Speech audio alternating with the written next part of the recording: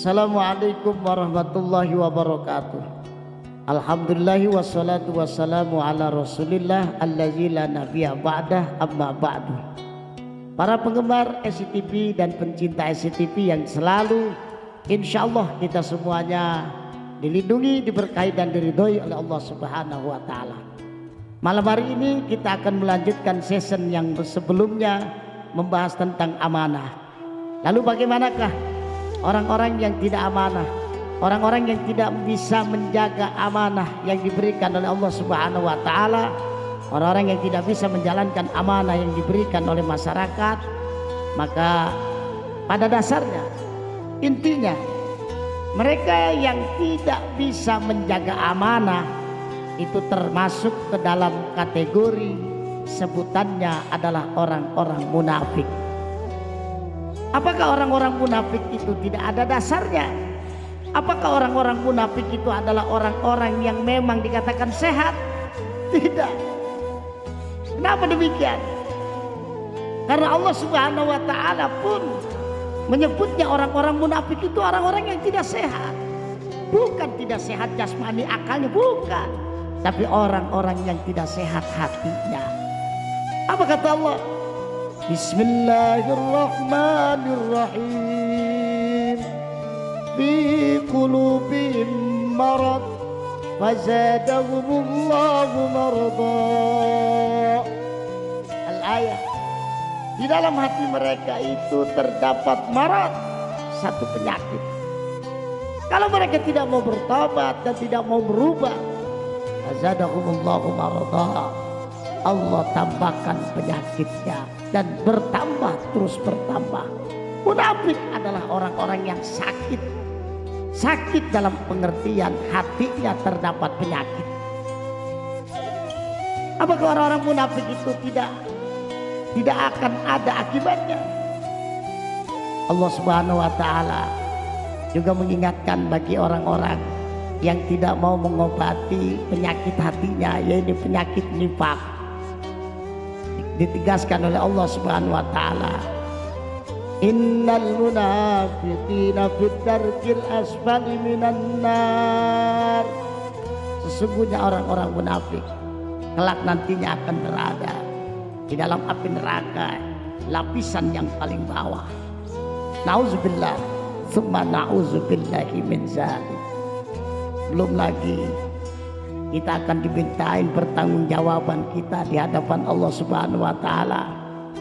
Kenapa terkadang antara lisan kita dengan hati kita selalu berbeda? Ini penyakit-penyakit munafik. Pembicaraannya selalu dusta, janjinya selalu dia langgar, dan amanahnya, kepercayaannya selalu ia khianati.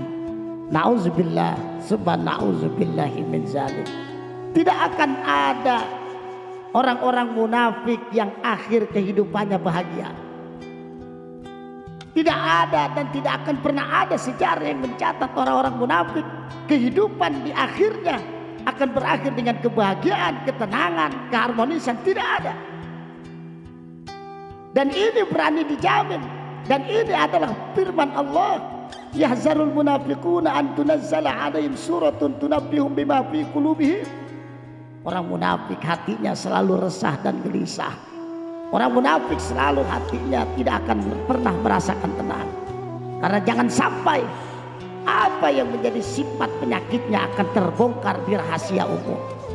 Wahai orang-orang munafik, bertobatlah kalian kepada Allah Subhanahu wa taala. Segeralah berobat. Kita obati penyakit hati kita. Kemana? Apakah ke klinik atau ke rumah sakit yang paling mahal? Tidak. Penyakit hati hanya dapat diobati oleh diri kita sendiri. Dan berobatnya bukan ke rumah sakit, bukan ke klinik. Dan berobat dalam penyakit hati hanya dari diri kita, dengan kita banyak-banyak meminta nasihat-nasihat daripada para alim ulama. Apakah sulit? Tidak.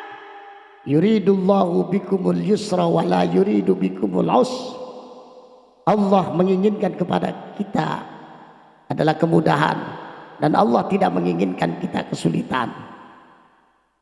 Kita bisa menjadi sulit karena diri kita, karena manusia pada dasarnya menyulitkan dirinya sendiri, sedangkan Allah tidak mengendaki kesulitan, Allah mengendaki kemudahan. Fa inna ma'al usri yusra, inna ma'al usri yusra. Mari kita jaga amanah-amanah kita. Jadilah kita orang-orang yang amanah. Ikutilah sifat-sifat Rasulullah. Kita amanah terhadap apa yang sudah diamanatkan kepada kita.